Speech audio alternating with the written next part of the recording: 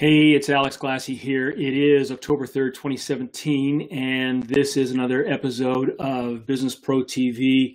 Welcome, fellow business owners, for a wrap-up. Episode 5, what we're going to do is go back through the first 4 episodes and just summarize all that stuff into a one-page map that is a roadmap that is going to take you between here and Christmas, get you set up beautifully for 2018. So I'm glad you're here, and let's get going through it. But first, what I want to do is I want to introduce you to a hero of mine.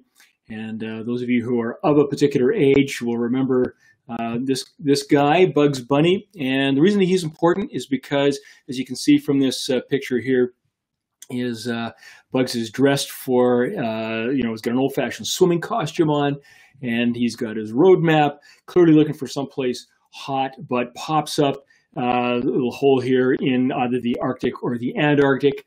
And as anyone who's been a fan of Bugs Bunny knows, that the next line out of his mouth is, and yeah, should have taken that left turn at Albuquerque. So what Bugs does, what Bugs knows, is that maps are important in order to be able to get where you want to go.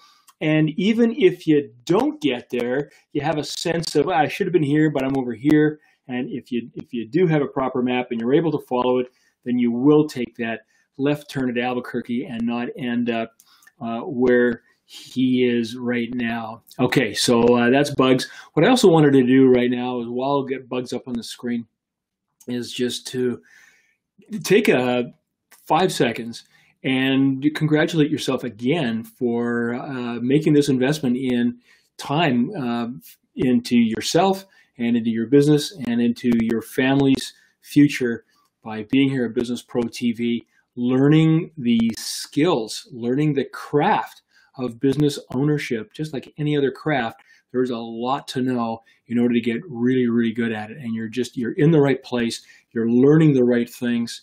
So take a minute to congratulate yourself.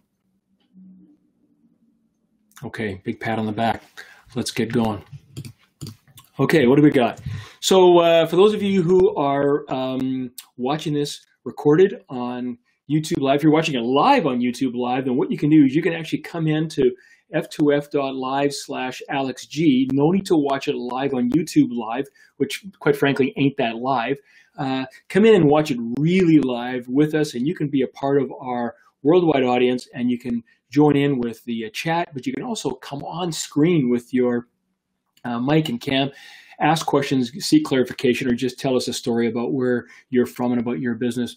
And if you're watching it recorded afterwards, then just to let you know that we're doing this twice a week, Tuesdays and Thursdays, 5 p.m. Pacific time, between now and December 16th. So just anytime between now and December 16th, just come on down.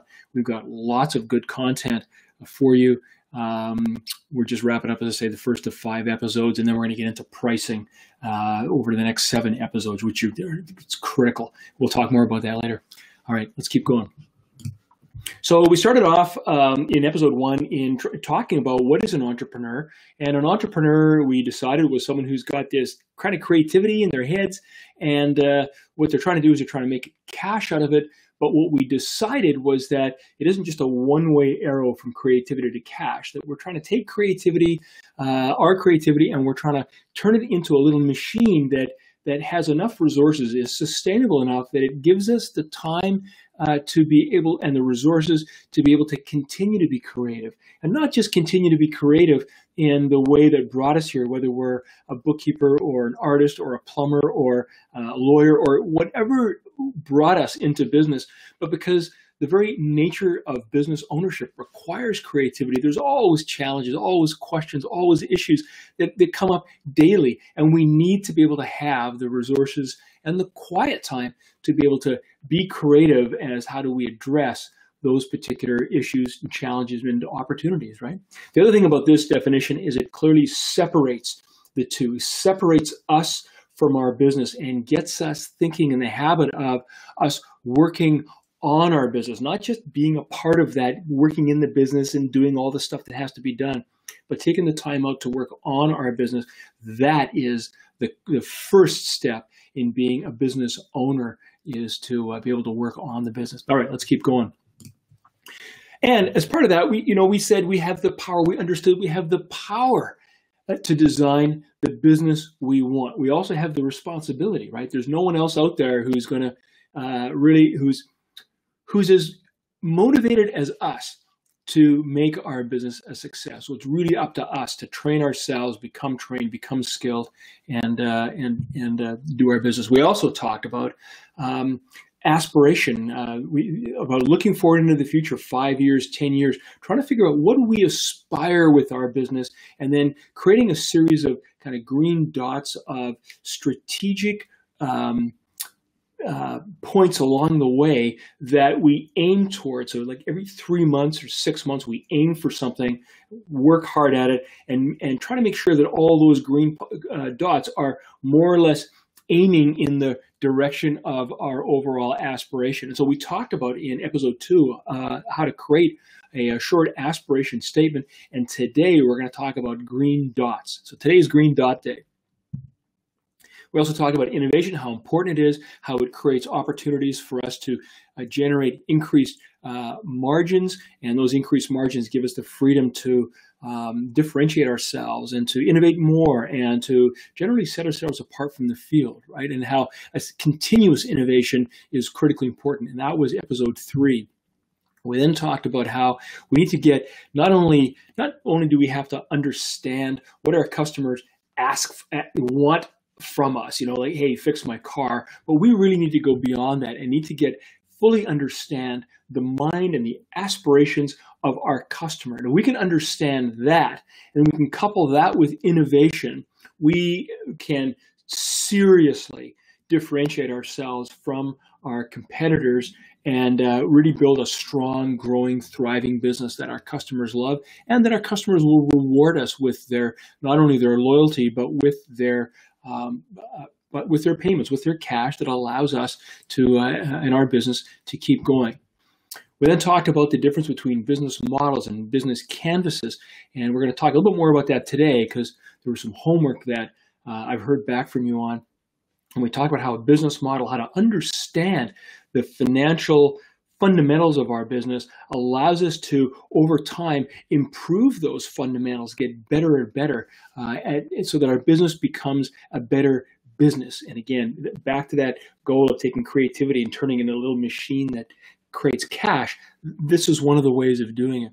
And the business canvas, it's not good enough anymore just to simply say, hey, I offer these offerings or this service, and it's for this type of business, this type of customer, and hey, as soon as they hear what I have to offer, they'll come. That no longer is that the case. Competition is everywhere. It's online. It's all around us, and our customers have choice. And what we want to be able to do is to figure out a way to communicate exactly what we offer, but in a way that the customer really, really understands it. And so what we did in last episode, we talked about a canvas that kind of got us thinking again in terms of our customers and what they really want and what their challenges and their problems, their opportunities are, and then how do we tailor our business offerings in such a way that the customer sees it and goes, whoa, that is exactly what I'm looking for. So that's what we did with Canvas, is to try to make sure that our message was clearly heard, clearly understood by our customers. Okay, so that brings us up to date. Thank you for listening to that. A little reminder, and now today, episode 5 is all about a success loop. And we're going to talk about a strategic roadmap. And when you think about a map, a roadmap is really kind of starting here and getting to there. And we're absolutely going to talk about that, how to establish one of those green dots and how to drive to that green dot in a way that is consistent strategically with our overall aspiration. But success just isn't getting to those dots. Success is then pausing and reevaluating what happened along that particular leg of the journey, and then updating our strategy and our approach and our offerings and our pricing and all those other things. So what we need to do is we need to get into an iterative process, this success loop. And that's where we're going to end up today. We will end up with a strategic roadmap that's going to give us focus, and it's going to pave the way to the next leg of our success between now and December 31st, 2017. Okay, so a couple awesome tools today.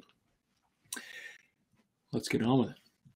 So just a reminder that when we first started off, before we started episode 1, you told me in a series of, in a survey, that most of the people in the audience do not have a well-defined focus for the next 3 to 12 months. Not only that, but most of you, even more people, don't have a roadmap for the next 3 months. And so if we don't have that sense of direction, if we don't have that sense of this is what I'm going to do for the next 3 months and the next month and today, what ends up happening, right? Well, it ends up we get buffeted and we get pulled from side to side by all the stuff that just shows up in our day. Calls, problems, issues, emails, Facebook likes and messages, customers calling, staff, pulling us this way and that, supplier issues, overdue accounts. There's a million things that if we do not have a sense of where we're going, we will lose our days, we will lose our weeks, we will lose our months to that. And so that's the danger that happens. And it's not only a danger, it does happen, right? Have you ever sat at the end of a day and went, oh, where did that day go? And what did I get accomplished? And did I make any advancements toward my goal? So if you don't even have a goal, you can't even ask yourself that question, right? So that's what we're going to do today, is we're going to make sure that at the end of this, every single one of you will understand exactly what your roadmap is and what your strategic direction is. And we're going to build this little precursor here. We're going to build this thing right here, a strategic roadmap, and you're going to walk away with a worksheet and the instructions about how to use it. But before we get going, a word from our sponsors. So we're using, as you know, Face-to-Face Live, which is a product, a browser-based product that allows anybody to meet with someone else, with 1 or 2 or 5 or 10 other people, to create an online classroom like we've got right now with 10 or 100 or 1,000 students, create a webinar with 500 or 1,000 or 10,000 people, and stream with up to 1 million people online, everyone having no lag, with no downloads because we're all watching it and participating in our browsers, and completely interactive because if there's no lag, it means that anyone in the audience can come in and participate, whether it be in a small meeting, with just 4 or 5 people on your team, or whether it be a classroom like this where people want to come in and get clarification, right? The other thing about Face-to-Face.live is it's completely free and will be free forever. Now, it's in beta 1 right now. You can go there and you can start to use it, and I hope you do. That's what we're using right now. And not only am I streaming to an audience that's literally around the world, but we're also simultaneously streaming this, recording this in YouTube Live. And again, I had to click a single button, click, and I'm going live. Awesome. Beta 1 is available right now. Beta 2 coming in the next couple of days. We'll have that out by Monday, the 9th on Monday. Anyway, it's coming up on this coming Monday. And I've seen it, I've played with it. Unbelievable. You'll love it. Okay, let's keep going. Homework check.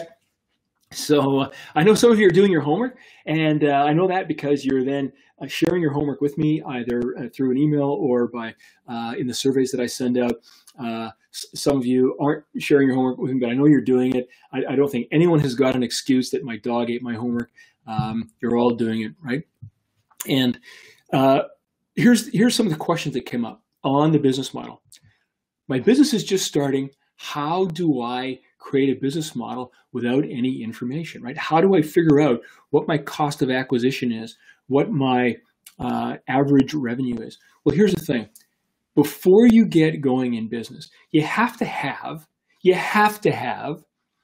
a reasonable sense that your business actually has a chance of making it. And so now's the opportunity when you haven't spent a lot of money, when you haven't spent a lot of time, here's the opportunity for you to go and do some research, to go and figure out, how do I think I'm going to get customers? can I get customers? Are they going to like what I want? Are they going to pay me money for my service or my product? You're going to have to go talk to customers anyway. Now is the best time to do that. So that's what I would do. I would write down my business idea, and I would go and try to figure out and try to talk to, in a variety of different ways, try to talk to people who would potentially be my customers. Again, before you spend a year trying to blow your brains out, banging your head against a wall, and before you go using up your own money and burning up relationships and time and all the things that come with the first year in particular of a business. We're not afraid of hard work. Why don't we start the hard work right now rather than getting into something, because once you're in, okay? So, yeah, I can't say more than that. Business model. How do I calculate this when my cost of acquisition is zero? In other words, it really doesn't cost me to get customers. They're going to hear about it. They're just going to show up. And in particular, when my clients are, my new clients are coming from referrals. Well, it's easy to calculate a business model when your cost of acquisition is zero, right? Then it's just zero. However, what you want to do then is, if you are getting customers from referrals, you really want to track your referral rate, and you want to be focusing on that and getting that more efficient. And there's a great way of doing that. It's something called the K factor, K-factor, and I'll in the resources to this episode, I'll share a link with the K factor. Now, Face to Face, which is a company that I'm involved with, we believe that referrals is a huge way for us to get new customers. And so we are actually looking at the K factor, and the K factor a little bit multiplied. Like, there's a couple of ways that you can augment the K factor to really track and figure out how well you're doing with referrals. So you got to track something. Either you're paying marketing and salespeople to get customers or clients in, and then you have a cost of acquisition for sure. Or if it's zero, then you got referrals, and you need to be tracking that and making sure that you're doing well. Okay, business canvas. Again, same question. How do I do this without any information? My business is just starting. Well, you do that by making educated guesses. You have a sense of what you're offering. You have a sense of what those benefits should be. You have a sense of the types of customers that you think should be buying that. You need to be working through all the stuff that you know. And then what I would do is I would get out there and I would try to find some of those people and say, hey, if I was going to be offering this into the marketplace, would you buy? Yes or no? And if so, awesome. And if not, why not, right? You got to do the homework. Way better to do it up front before you start the business, so you can either tune up your business if some of your assumptions work out, or abandon the business, right? So do that, get out of the business, or don't start the business if you don't think it's going to work, right? So let's do that homework now. If we fail to do this, stuff, I just want to be just brutally clear with you, because it's like, the old muffler commercial. You got to pay me now, or you got to pay me later. And it's the same thing here. You either got to do the work now before you start, or even if you're in business, if you've been in business for a year or two or three or four or five, there's never a bad time to start, right? There's two good times to plant a tree. The first one is 20 years ago, and the second one is today. And let's get clear about who we are, what we're offering, and who's going to be giving us the money for our offerings. Otherwise, we're just blindly going out there. We're just picking up a weapon and we're starting to fire it. And we're the ones that are going to get hurt. We're the ones that are going to lose our time. We're the ones that are going to lose our money or our family's money. And we're the ones that are going to take time away from all those other fabulous people in our lives. And at the end of the day, have nothing to show for it. That's the danger. So let's not go there. Okay? There's a great little video on the homepage of AlexGlassey.com. It's 1 minute and 49 seconds, and it's called "If You've Got an Idea for a Business, Now What?" So if you need a little kind of extra encouragement or a couple of ideas, then go there. It's a great video, and you get a chance to see what I look like as a younger man. So 5 years ago, I think. Okay, somebody else said, I got the canvas. So in episode 4, you can download the free canvas, and you can start to mark it up, and then you're supposed to get your crayons and colored pencils and start to circle things. And wow, there's lots going on in my canvas. A few people said, and it starts to look like a mess. Help, what do I do? Well, if your canvas starts to look like that, then print out multiple copies, and then you'll be able to identify, by doing the first exercise and making a mess, you'll be able to identify 1 or 2 or 3 or 4 or 5 different types of customers and create a canvas for each one of those. So we did that in face-to-face. We started off thinking, okay, well, we're just going to talk about the main kind of issues that everyone who's trying to communicate online faces with. And our main website, our webpage, like today, has that discussion. It's a single page that talks about the features that are generic, right? But what we learned over the betas, and as we thought through this, is there are 5 macro types of customers. And yeah, they have some overlapping characteristics, and they have some overlapping challenges and opportunities, but they're very different. And so we now have identified it as those 5 very unique macro, and we have a 6th that's very different. And so we're starting to build our own multiple canvases, and I encourage you to do that as well. And you may have to go even further than that. As you build your business, as you get more sophisticated, right, you'll end up with narrowing that, or not narrowing, but dividing that group of customers down into maybe there's some subsets. And it's awesome. Then this is the tool that you can continue to use. It will continue to deliver insights forever as you grow your business. This is the tool you use, right? And you may end up creating then multiple versions of your product or different styles or flavors of your product. Awesome. That's what you need to do. Don't get overwhelmed with it right now, but do separate your very busy canvas into 2 or 3 or 4 of them. Okay. Oh, I'm going the wrong way. And I just put Clint's face up here because I want to give you my Texas drawl. But when you're doing your business model in Canvas, and in particular if you're doing it for the first time, just keep in mind that there ain't no such thing as perfection. There's no such thing as perfection. Just do it. Do a first draft. It may not be perfect. That's okay. It's better than what you had yesterday. And in 90 days, when we go through this loop again, right, success loop, as we loop through this again in 90 days, it's going to get even better, okay? No such thing as perfection, but don't let that stop you from doing it. Okay, strategic roadmap. So you're not just going in any direction, you're heading towards your aspiration, right? That's where you're supposed to be going. And you're going to do that by creating a strategic goal, not just a goal, but a strategic goal. And there's a couple of things about this particular goal. It's not just, you don't just put it over here and you don't just put it over there, okay? What you're doing is you're putting it right in between where you are now and on the road to your aspiration. That's the first part. So it's got to be on that road heading towards your aspiration. But then it's also strategic. So what does strategic mean? So we talked about strategy a couple of lessons ago. So let's just bring up, let's just refresh ourselves. Business strategy is about making you wealthier. That's cool. By creating, strengthening, and defending your firm's uniqueness, your unique attributes. Why do we do that? Because for 99.3% of us, uniqueness doesn't come from any one particular thing. It comes from doing several things well. Okay, so that's what makes you different.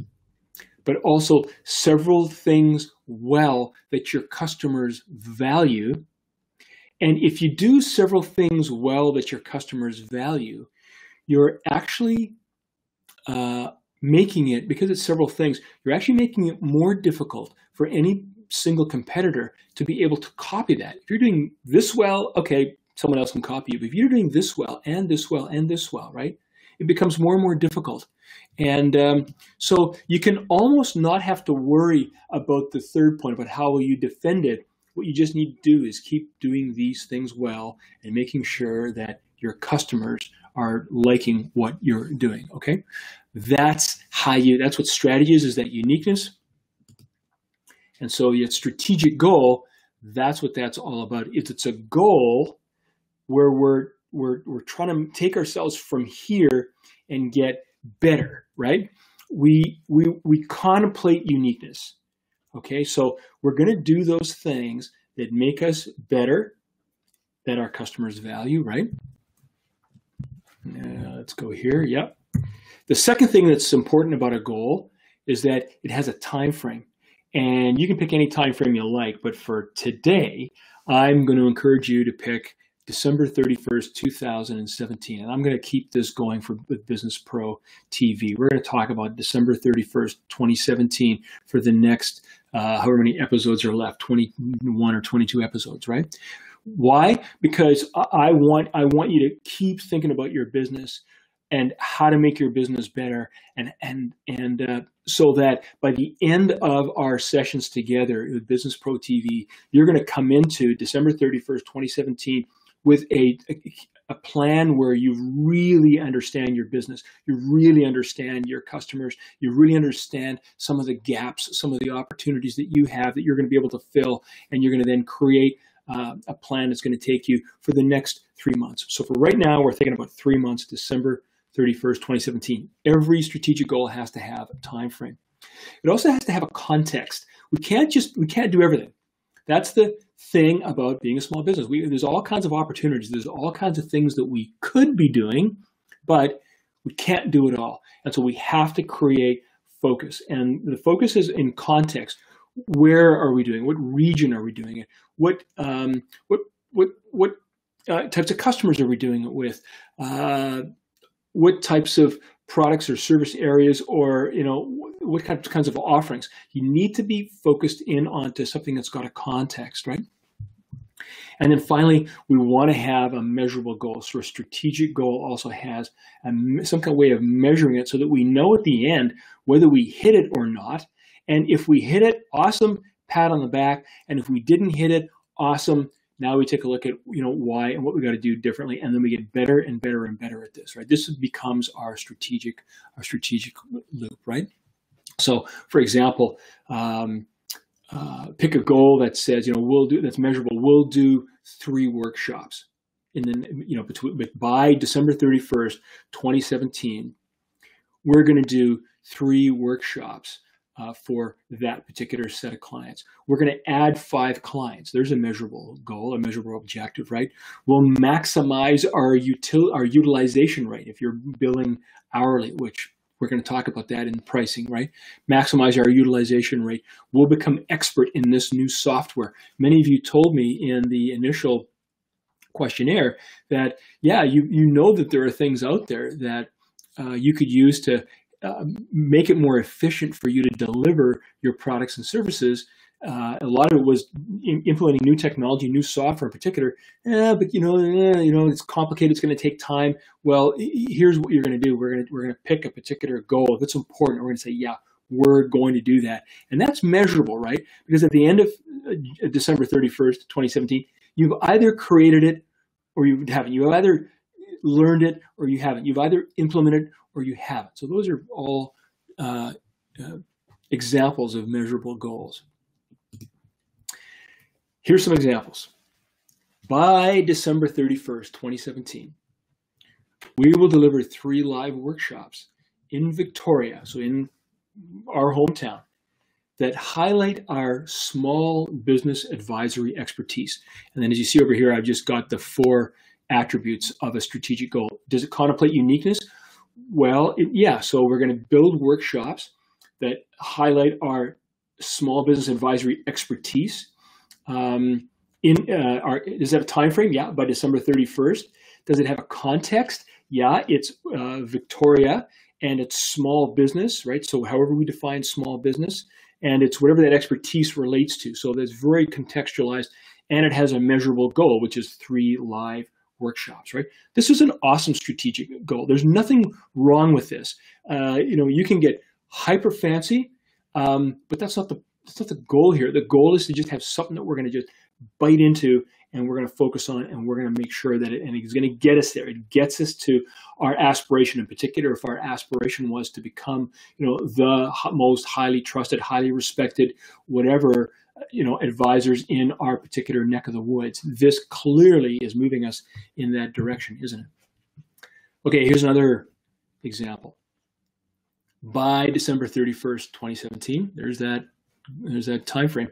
We will cut our new order processing time from 8 days to 1 day by implementing paperless technology. Now, this is something that I did in MedCenter. It's my second company. As you recall from last episode, we were growing ferociously, but we started off with a completely paper-based ordering system. And within, I think it was like 6 months, we were so busy that when we got a new order, it was taking us 8 days. Can you imagine? 8 days to process that order, and that was just shipping it. Or that was the start of the shipping process. Customer hadn't even got it yet. It was going to take another week or 10 days to get there, right? And so if we had not had a strategic goal, we would have just been fighting fires every day, because our call center, we're lighting up, right? With people saying, hey, did you get my order? And where's my order? And what's the status of my order? And have you shipped it yet? And I really need that stuff. And all that. And so we could just have gotten better and better and better at dealing with phone calls. But we decided to take a look at, the root problem. The root problem was we were taking 8 days. And the reason for that was because it was so intensively paper. And so we decided that we were going to build from scratch paperless technology, because my background is IT, and I had some good IT. I built a good IT team. So from scratch, we built this thing. So we focused on that relentlessly for 91 days. We still, answered the phones and mollified our customers as best that we could. But if we hadn't done this, we would still be in that fight right now, and it would have gotten worse. And our reputation would have, just killed ultimately our business. But we ended up getting to a point where we achieved our goal, that new orders were processed in a day or less.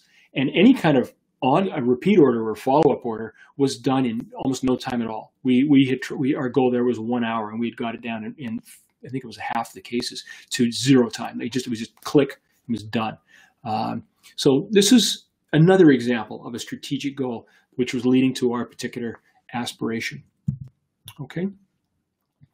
And if you can't think of any other strategic goal, why don't you use this one and just put this up on your wall. By December 31st, 2017, we will develop a customer-focused plan that will lead us through 2018. Use the next 21 episodes of BusinessPRO TV to just learn more and more about your own business, and more about your customers and what they aspire to. And then we'll continue to revisit this particular theme, and I will help you build that plan so that you're going to come into 2018 having crystal clear direction, focus, and you're going to understand the various steps and pieces that you need to work on in order to realize your dream of creating this little engine that generates the cash, the prosperity that gives you the time to relax and to be more creative, and also to spend that with your family and take them for a well-deserved vacation with you, right? So I'm going to suggest that if you can't think of anything else, make that your strategic goal, okay? I'm going to go back to this quote. I love this quote. This is from one of you people in the audience right now who in the very first survey said this: my hope for BusinessPRO.TV is to get my business more focused so that I can better evaluate, can better decide if new opportunities meet my long-term goals or if they're a rabbit leading me down the wrong path. And anyone who's a business owner, you will all recognize this. And that's what the strategic goal allows you to do, right? It's not so much, well, it is. It is as much about choosing what not to do as it is about identifying what to do. You certainly want to have that. But then as other things come along and other new opportunities will come along, you need to be able to say, am I going to be able to do that? No, I can't do it right now because I'm really, really busy focusing on this and I need to achieve it. And so just set it aside. You can always come back to it, right? That's why, we're doing this in 3-month bursts. You can always come back to it and factor that in to your next 3-month burst. Okay, let's keep going. So strategic roadmap. The strategic roadmap, we're going to build this right now. I'll show you how to build it right now. And then over the course of the next few days, I want you to just download this and start to work with it. Now, the good news is that you already have or know of 83% of the stuff that has to go into this. And what we're going to, now with the strategy map, that's the last 17%. So you've actually got all the pieces somewhere in your notes from over the last 4 episodes and then from today that you can fit into this. The strategy map, let's just blow it up here so you can see it. Blow it up, not blow it up. Make it larger so that you can see it. It has 3 main pieces: the aspiration, strategic focus, strategic goal, and then these area down here, which are the tasks and activities. So let's go through them one by one. Right, there we go. So the first thing is the aspiration. You already know and already have this if you've done the work from, I think it was episode 2. So you've already got this 1 or 2 line statement. Just take the spreadsheet and just plug it in. Simple. Done. Then scroll down a little bit and take the strategic focus, your strategic goal, which we just worked on, and I gave you a default one. So use that one or use something that you come up with and plug it into here. Now, what you'll also know is that between the two of them, there is this triangle, and it looks like the strategic goal or focus is supposed to support our aspiration. Of course it is. These things are supposed to be aligned. If we're doing a bunch of stuff, if we're creating this focus, this goal, and we're going to spend our time and our staff's time over the next 90 days working on something, it darn well better head towards supporting our aspiration. Otherwise, either our aspiration is the wrong aspiration or our strategic focus is the wrong strategic focus, right? So this is just a test, just a reminder that these things are supposed to be fully aligned, right? We really want to put all of our weight, all of our efforts singularly behind and into the direction that we want to go. All right, and then the third piece are specific groups of related tasks or activities that we're going to naturally group together. Now, as you do this, as you get used to doing this in the future, what you will find is that you can create groups of related activities that could, be anything. And I'm going to encourage you for this time not to do that. The reason is that we started off BusinessPRO TV saying, hey, listen, I want to help you improve your revenue, improve your gross profit, and improve your customer satisfaction. We explicitly talked about that, and I think you've heard those themes emerge in every single episode we've gone along, and they're going to continue. I'm going to continue to bang away at those 3 particular nails explicitly. But what you're also doing implicitly is you are improving your leadership. You're getting better at creating focus, at verbalizing that focus, and in now communicating that focus to your team, and also communicating to the outside stakeholders, primarily your particular customers, but which also could be a lender, an investor as well, if you're doing that, right? So, so let's dig into these a little bit more. Each of these kind of groups has 3 pieces. The first thing is a heading or a title, and the title is designed to be a kind of active case aspirational thing. Okay, we want to improve revenue, right? So let's use active voice and tell people clearly what we're trying to do. The second thing I'm going to skip over for a minute, and then the third thing, all these lines underneath here are just tasks or things that you need to do, what you want to work on that will lead to this improvement in revenue. And we're going to give you some examples of that in a minute. Quantification is this piece here. When you say improve revenue, so what does that mean? What does that mean? It's great when we can quantify something. I want to improve revenue by $100. I want to improve revenue by 10%. I want to.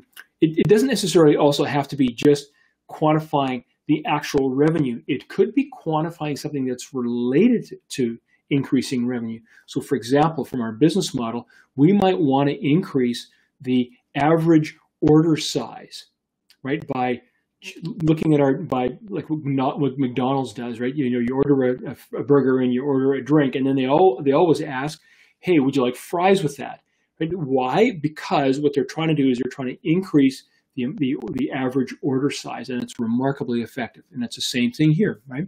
So you could say we want to increase the percentage, the size of the average order, or we want to increase the percentage of fries that are added to, the number of orders that have fries added to it.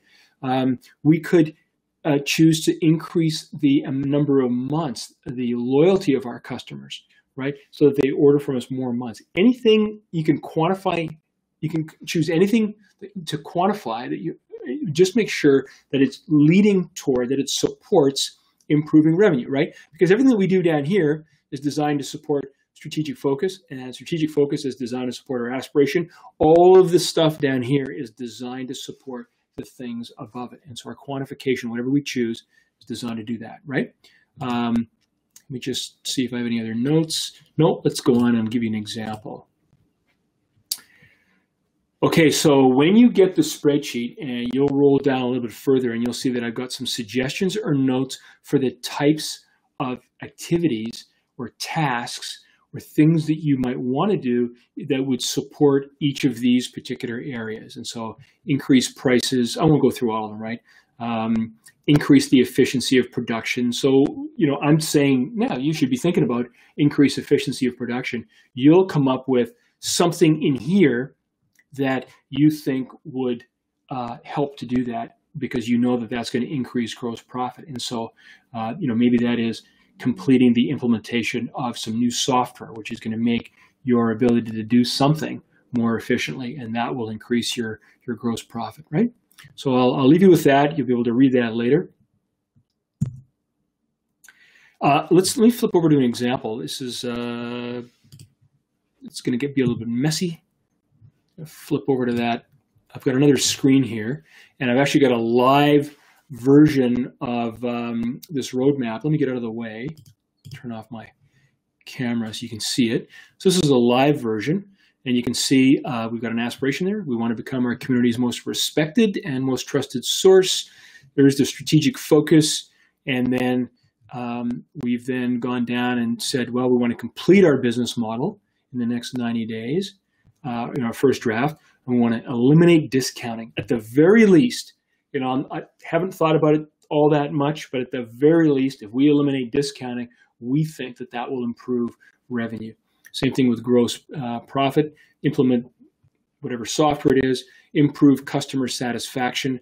Again, complete a business canvas. That's the first road, the first step on improving customer satisfaction is to better understand what our customers are thinking about, what they want to achieve, and what ultimately we can deliver to them that's going to satisfy them better.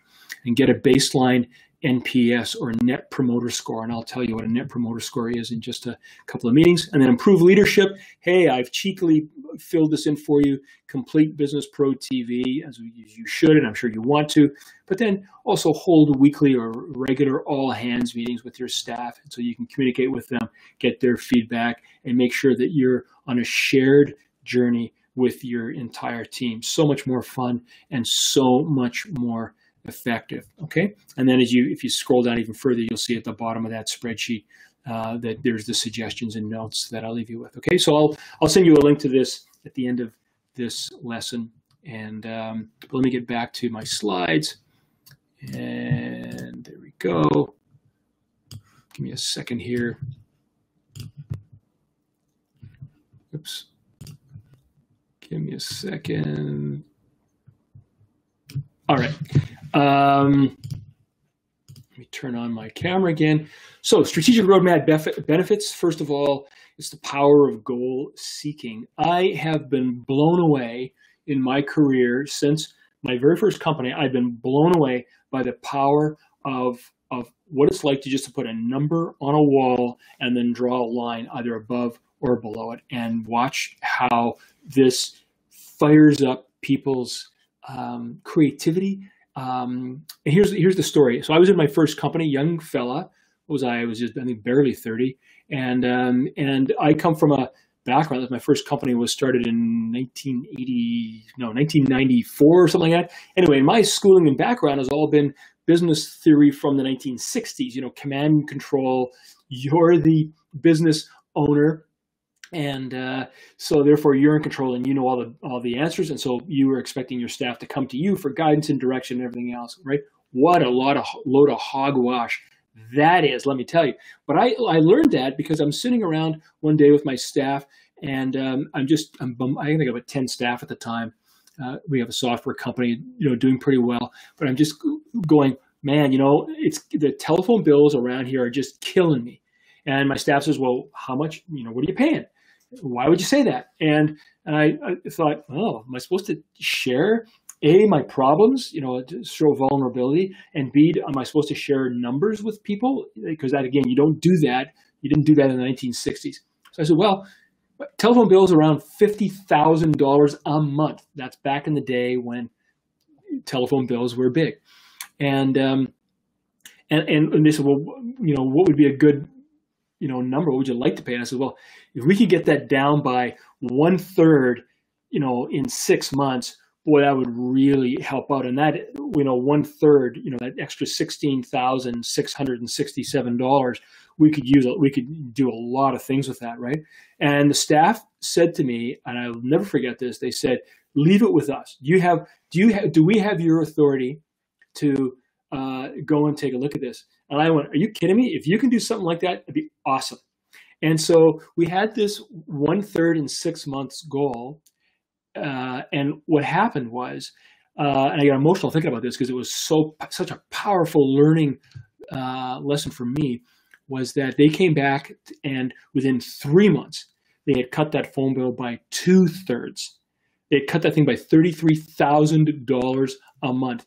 And that's what fueled a great deal of that company's growth. And it blew me away. And so ever since then, I have been a massive fan of making visible, numeric, and date sensitive goals and publicly posting them, not a bunch of them, 1 or 2 max, right? 1 is best, and get the entire company focused on that. And it's amazing the power of that. So that's one of the key benefits of a strategic roadmap. The second thing is the discipline of choosing, right? If I know that that's my goal, then I have the ability to choose what to do and what not to do. It also aligns all of my team, right? The entire team can see where we're going and they get behind it. So I'm harnessing all of their creative processes and all the creative juices of my entire team, not just me. And then finally, it gives us a basis for comparison, right? As we're going along, we can compare and see whether we're getting further towards or away from our particular goal, and seeing whether we're gonna hit it or not. And it allows us to take corrective action along the way. And then when we finally get there, it allows us to do a debrief, and to then helps us to understand ourselves and our business and our customers and our marketplace better, and then allows us to more effectively set the next goal, whether it's going to be a bigger one or a smaller one or in a slightly different direction, right? So those are the incredible benefits from the strategic roadmap. All right. I want to talk a little bit about, some of you may know that I have several products. One of them is called StratPad, and it runs on an iPad. And I want to talk about that for just a sec because, well, for a couple of reasons. First of all, it's an awesome product. It's been out there for now 6 years, and we've just updated it so that it's fully compliant with iOS 11. And what it does is it helps you to do exactly the types of things that we've been talking about.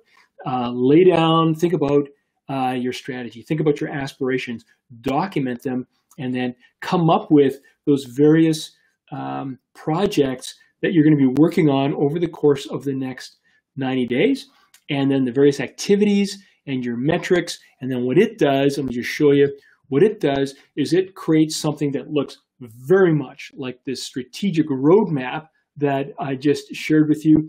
This is a formal report called a strategy map, and you can see that it looks exactly like a strategic roadmap. There's our strategic objective and our aspiration, and then here we've got some various projects, or in this case, themes or projects, right? I want to do this, this, and this. And then here are the various tasks, activities, objectives that I want to do. So what you can do with StratPad is exactly what you can do, and a little more sophisticated than what you can do with that worksheet. But then what you can do is you can track your progress towards the goal in a bunch of different ways. And this Strat card is a hard copy. It's a report that StratPad produces at any time.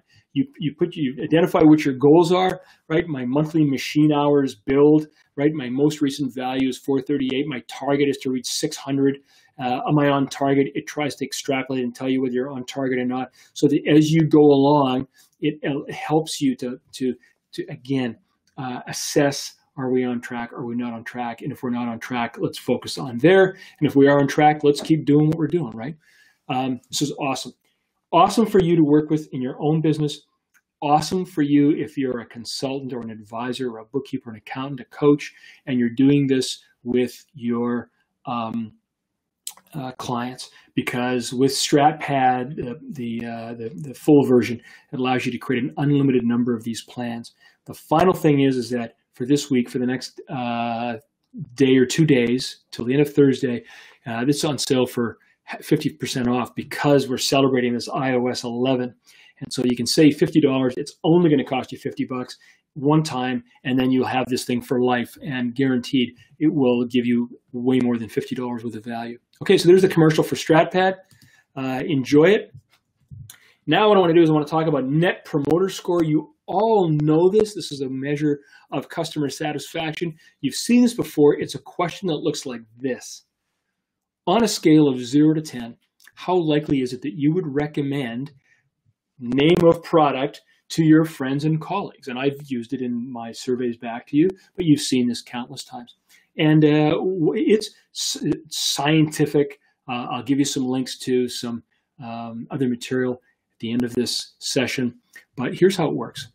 You can then put out a survey, or you just, at the end of every time you send out a product to a customer, send them a little note and ask them that particular question.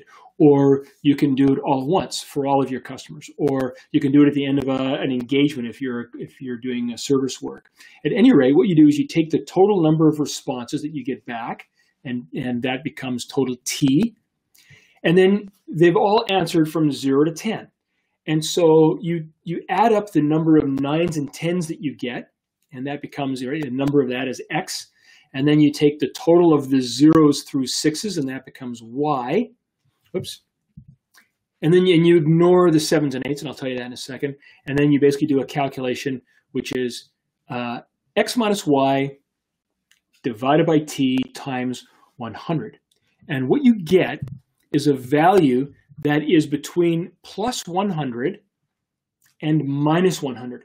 And plus 100 means that everybody came back to you. First of all, everybody came back to you. So you sent out 100, let's say 100, 100 surveys. Sent out 100 surveys. You got 100 back, and everybody gave you a 9 or a 10, which means everybody loves you. I mean, it's unheard of. Or you sent out 100 surveys, and 100 of them sent them back, but they all gave you 0s to 6s, which means you're awful. Your service, your product, whatever you do is awful, right? So there's your between plus 100 and minus 100. We ignore the 7s and 8s because, so what's happening is here that the 9s and 10s, they're counted because they feel so strongly about you that they're actually motivated to share news about you with other people. And the 0s to 6s, they're disgruntled. I mean, they're even a 6 or a 5. They're not that happy with him, and they're telling you, you're a long way from the finish line, buddy. And they're probably going to also be motivated to tell people, what do you think about that? And not so good, right? That's awful. And the 7s and 8s are kind of in the middle. Okay, yeah, it was good, but it wasn't outstanding, but neither was it awful. So they're not motivated to tell anybody anything. So that's what we ignore them. So you subtract the ones that love you. So you subtract the ones that hate you from the ones that love you. That'll give you hopefully a positive number. You divide that by the total number of responses, which gives you the strength of the response, and multiply that by 100 and you get a number. So what we did with like the very first episode of Business Pro TV, I sent out a survey and we got 34 responses, and 11 people, love you all, gave us 9s or 10s. And then there were a bunch of 7s and 8s. Yeah, okay, that was good. Yeah, okay. And then there were 2 people who gave us somewhere between a 0 and a 6, and I think they were both 6s.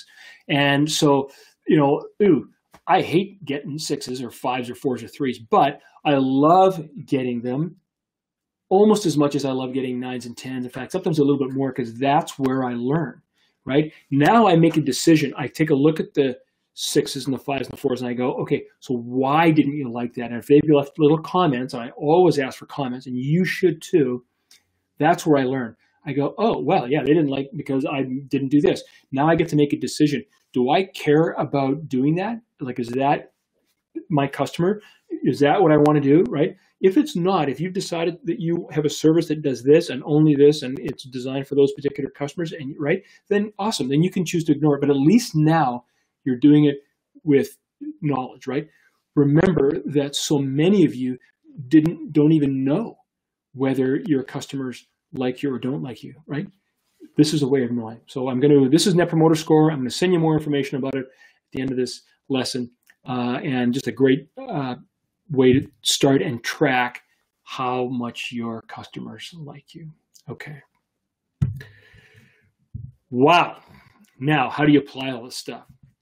Well, what you do is go and get your strategic roadmap and finish off your strategic goal. And I'm going to send you can do that in the link to the survey. I'll give you some more information and then an opportunity for you to build your strategic goal. So I'll tell you all about that, and then fit that into your strategic roadmap, download the worksheet, and start to plug in the various pieces. Again, doesn't have to be perfect, but I think you really should try your first thing. And that's really all that I want you to do, and that'll be available right away at Business Pro TV. And again, if you're watching this later or on as a recording, you can always go to Business Pro TV, and you can scroll down. I'm just going to do this so you can see me. You can always go to Business Pro TV, scroll down to the Get Caught Up section, and there are all of the episodes since the very beginning. And then every single episode has got resources and information and worksheets, and you can always get those. All right. What else have we got? The survey. I'd love you to complete the survey. I'll be sending one out. And it'd be great if you would complete that, particularly because I want to talk about the whole first 5 episodes, which are kind of a group, right? They're lumped together in a thinking, aspiration, strategy, thinking big thoughts, and thinking about how we fit with our customers and what our customers want to do. So I'd love to get your feedback and thoughts on that.